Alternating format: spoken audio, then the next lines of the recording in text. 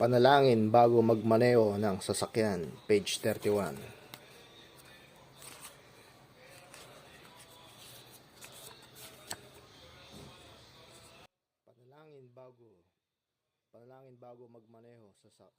Panalangin bago magmaneho ng sasakyan. Sa ngalan ni Jesus, binabalutan ko ang aking sarili ng kanyang dugo, gayon din ang sasakyang ito at ang kalye na aking daraanan ay hinihiling kong balutan ng kanyang banal na dugo. Hinihiling ko sa kanya ang kapangyarihan sa lahat ng mga hayop at demonyo sa lansangan upang ang mga ito ay huwag tumahak sa aking daraanan.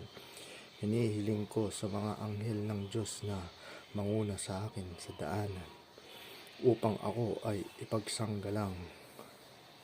Maganda ang prayer.